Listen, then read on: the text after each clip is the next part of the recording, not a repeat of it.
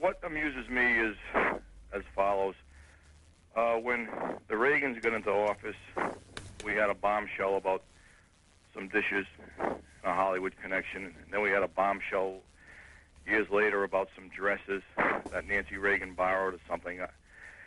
And now we have the real juicy Hollywood scandal that, oh, how these left people and liberal people would love to have had on Reagan or anybody else who was particularly Gingrich. And I'm talking about Travelgate and Mr. Thomason and that whole gang, and with the White House pass, and they moved in and they abused 7 career civil servants to get their way, and how it's not even being touched or covered, how it is the definitive scandal and the definitive story about this Clinton and his kind in power now, how if it would be Reagan, it would be absolutely bombs away. And I just think that sooner or later, this will come out.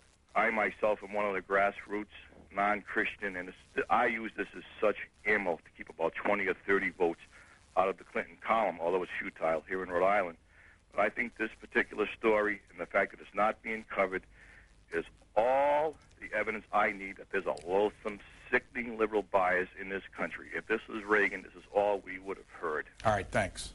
Well, look, in defense of liberal reporters, I think one thing that that saves Clinton is what used to be called, in discussions of nuclear missiles, fratricide. You didn't want all your nuclear missiles coming in at once because they'd blow each other up and not the target. And this was called fratricide, and it was something to be avoided. The reason Clinton escapes time after time is that there are so many scandals associated with him, and they all crowd each other out and have the effect of negating each other. So I think that's what keeps him healthy. And yet I have the impression that Senator D'Amato and his hearings are reported all the time. I mean, I don't think that it's possible to say that the story's been buried by any element of the media. Probably the Washington Times puts it on the front page more often than the Washington Post, but there it all is every day. And I mean, it seems to me also very clear that the slightly banana republic way, well, make that the very banana republic way in which Mr. Clinton and his wife ran the state of Arkansas, was imported by them to some degree to Washington, and that's been found out, and it's a permanent boil on their back. Here is the front page story today on Whitewater in the Washington Times. Hillary's mystery phone call apparently routed to McClarty. Let's go to Santa Monica next. Go ahead, please. Yes, good morning, Brian. Hi. Before I ask my question, I just wanted to, Mr. Brookhiser, I am not going to have my usual morning coffee because when I turned the TV on and saw your outfit, I thought, gee, this is a wake-up right here. Really nice. Thanks. Let me trying to wake myself up. Let me show you. You all don't know how hard this is to be here at 7 o'clock in the morning. Let me show you another one of Mr. Brookheiser's outfits. This was in the New York Times. What is this? My goodness. This is how I dress in New York. Where is this photo? That's my house. And is that an all black? That's my living room. That's your living room? Wait, that was in the New York Times in February? Yes. Did you get any response out of that photo? Well, this was an article on young conservatives, and this was done the last time I could possibly be in it, because I was just before I turned 40, so those days are now all gone. But everybody else in the article didn't like their pictures. I think that's one of the best pictures that's ever been taken of me. Now that we have Santa Monica wide awake, go ahead. Yes, Mr. Brookhiser, I wanted to ask you, in your the National Review, there was an article about a deal that I have not read it. A deal that Clinton had made with the Russians. Hold on just a second. Can you hear her? We've lost. Oh, I see. You're this is one of those mornings here. Yeah, we've got all these.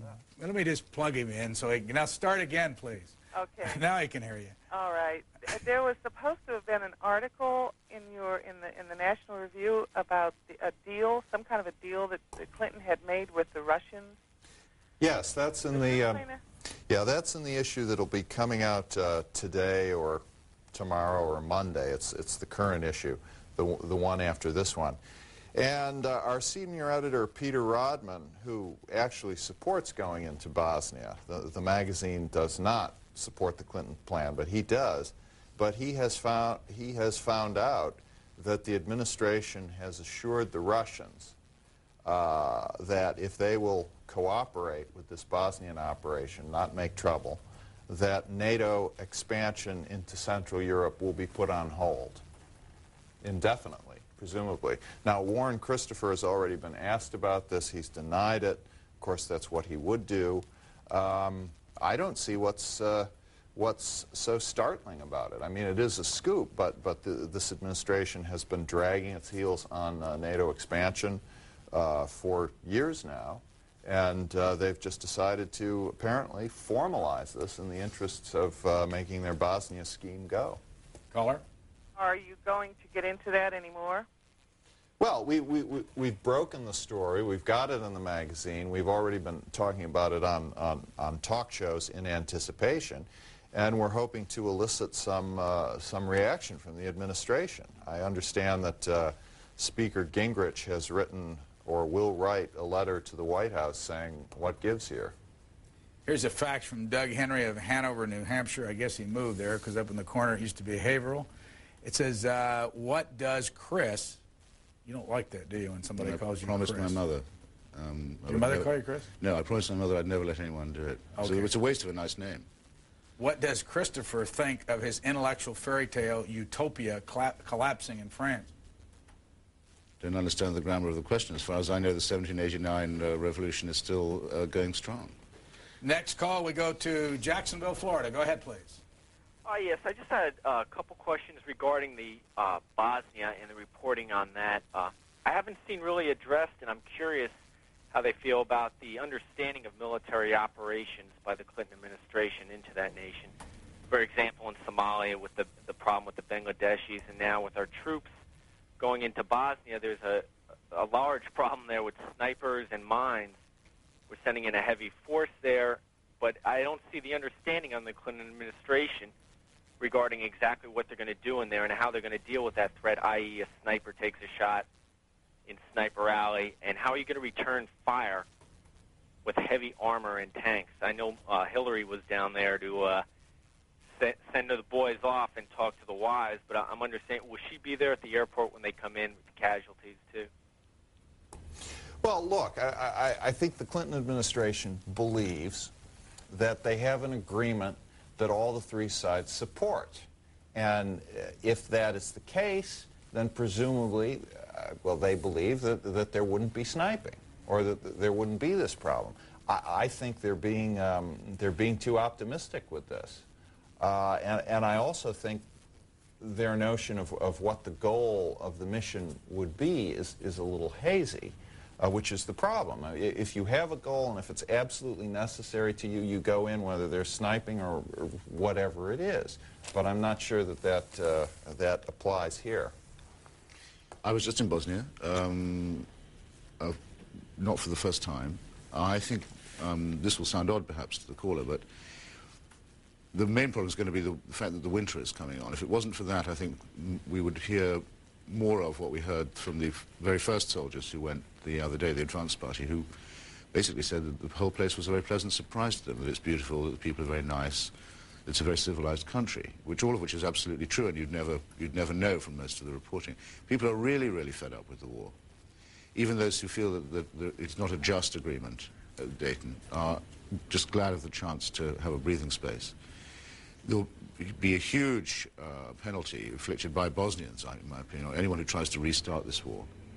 And the doctrine of overwhelming force, promulgated so often by General Powell, does seem to have been observed in this case. I mean, 20,000 Americans, to say nothing of huge contingents from the other NATO countries, is an enormous number of soldiers for a country the size of Ohio.